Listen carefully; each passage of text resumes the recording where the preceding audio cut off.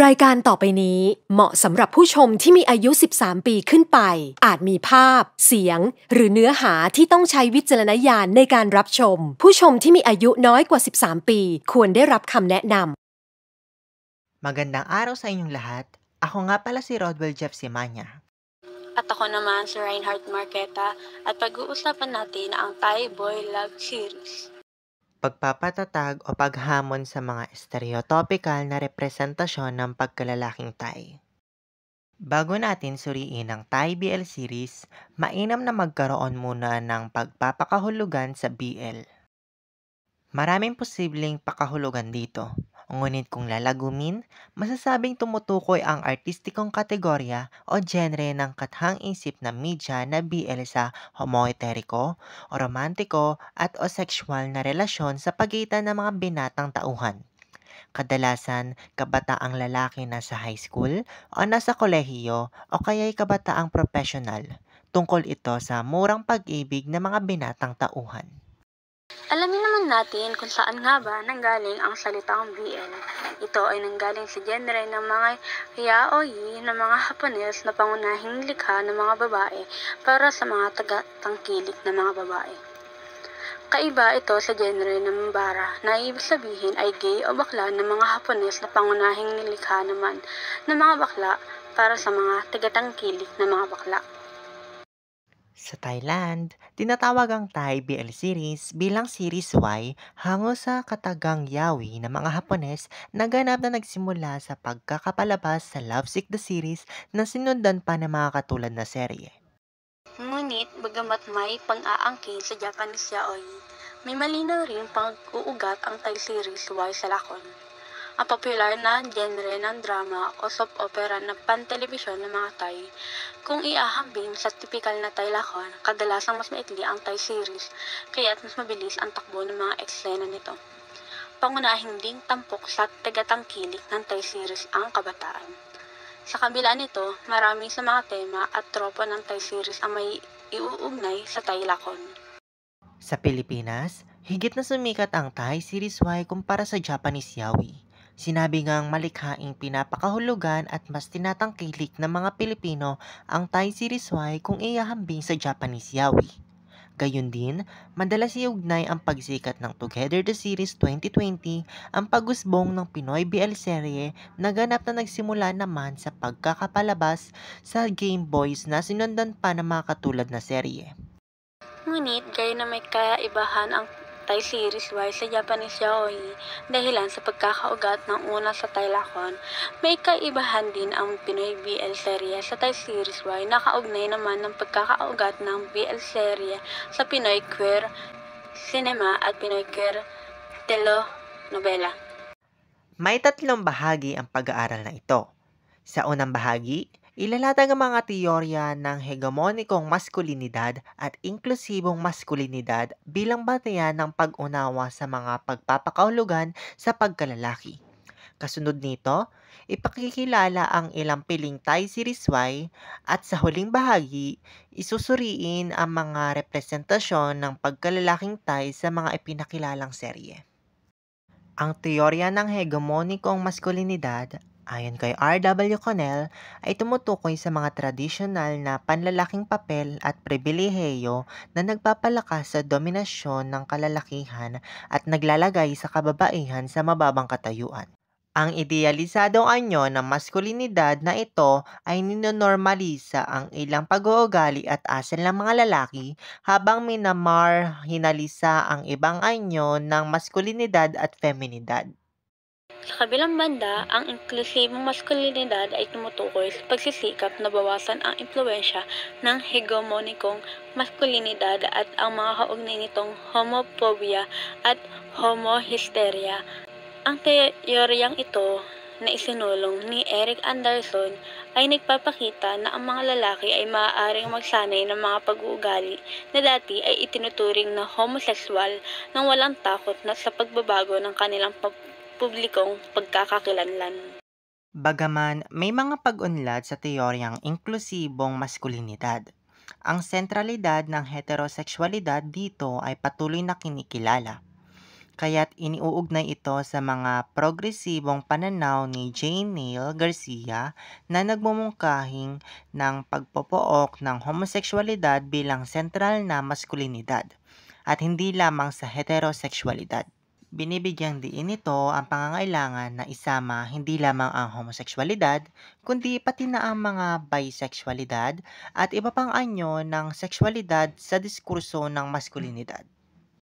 Maituturing na Thai series Y ang isang Thai series kung Y ang pangunahing kwento nito.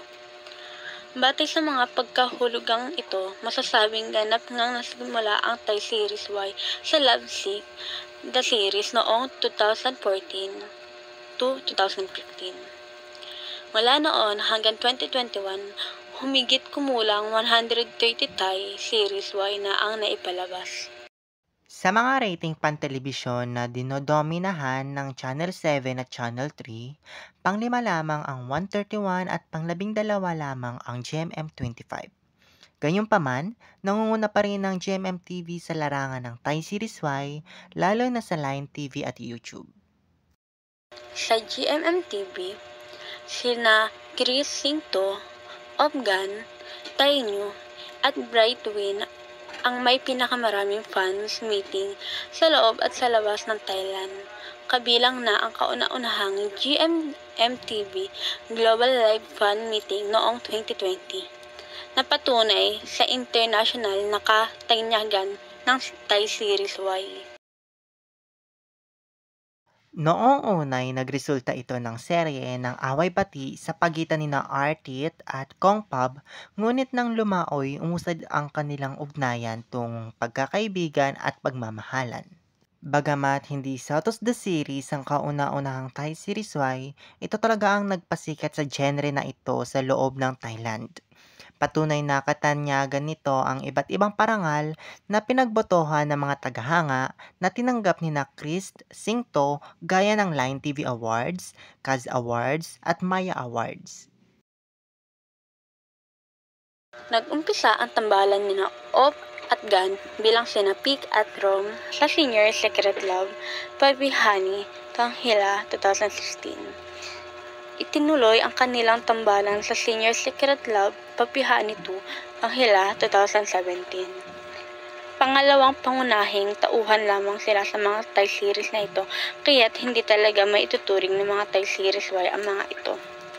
Samantala, binigyan naman ng pagkakataon sina Aub at Gan na pangunahan ang sarili nilang Thai series Y sa Theory of Love 2019 bilang sina Kai at Third. Kwento ito ni Third, isang third-year film student ng Faculty of Communication Arts at kasapi ng sikat na barkada na matatalik na magkakaibigan na kinabibilangan din ni Kai. May lihim si Third. 3 taon na siyang may hindi nasusukli ang pag-ibig sa babaerong si Kai. Sa kanilang pagtatapos sa kolehiyo at pagtatrabaho, itinuloy ang kanilang kwento sa Theory of Love special episode Stand By Me. Tulad ni na Chris Singto, umani rin ng iba't ibang parangal sina Op and Gan gaya ng Line TV Awards, KSGC Awards at Maya Awards. Ang kwento nito ay pinakilala ang mga estudyante ng Faculty of Engineering na sina Pete at Kao bilang mga suportang tauhan lamang sa Kiss the Series noong 2016. Sa prequel nitong Kiss Me Again noong 2018 bilang mga pangalawang pangunahing tauhan na isalaysay kung paano naging magkasintahan sina Pete at Kao. Samantala, sa isang episodyo ng Our Sky noong 2018, isinama ni Pete si Kao sa iba't ibang mga aktibidad. Itunuloy ang kwento ni na Pete at Kao bilang pangunahing tauhan sa Dark Blue Kiss. Bagamat sikat din naman ang Dark Blue Kiss, hindi ito kasintanyag ng mga Thai Series Y na kinatampukan ng iba pang kuway na bahagi ng 4 pillars. Kinilala lamang ito sa Maya Awards sa pagkakaroon ng magandang soundtrack na inawit ni na Tainyo. Kwento ito ng estudyante ng Faculty of Political Science na sina Sarawat na si Bright Bajarawit Chibari, kasapi ng football team at music club at isa sa pinakapopular sa pamantasan at ng estudyante ng Faculty of Law na si Win Metawin Opas Ayam Kachorn. Isang cheerleader at isa sa pinakagwapo sa parehong universidad. Itinuloy ang kanilang kwento sa Still Together, kung saan hinarap nila ang mga hamon ng ikalawang taon ng kanilang relasyon. Noong Abril 2021, nakatagda sanang ilabas sa mga sinehan ang Together, the movie na batay sa pinagsamang Together, the series 2020 at Still Together 2020. Ngunit dahil sa pandemyang COVID-19, ipinagbaliban ang pagpapalabas nito sa Thailand. Una itong pinalabas sa mga sinehan sa Japan noong Hunyo 4, 2021. Ipinalabas ito sa Thailand noong Nobyembre 11, 2021. Gaya na nabanggit na, ito ang pinakatanyag at pinakamalakas na impact na BL series. Ito ang talagang nagpasikat sa Thai series Y sa loob at sa labas ng Thailand.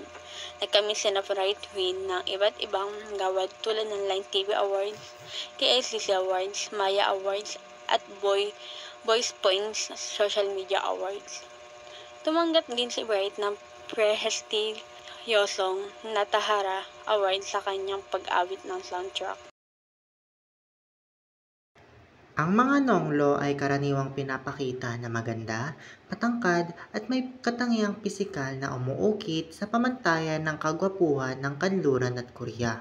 Sa mga Thai series, madalas na nakikita ang mga nonglo bilang mga may kaya at may elitismo sa kanilang representasyon. Halimbawa, ang mga produktong pampaputi ay madalas na bahagi ng kanilang pagkakakilanlan sa mga patalastas na nagpapakita ng mga resistang pamantayan sa kagwapuhan. Bagaman may exception tulad ni Kong Bob sa Sotos the Series na kayumanggi at hindi katangkaran, ang pagkalahatang representasyon ay patuloy na nagpapalakas ng mga pamantayan sa pisikal na anyo.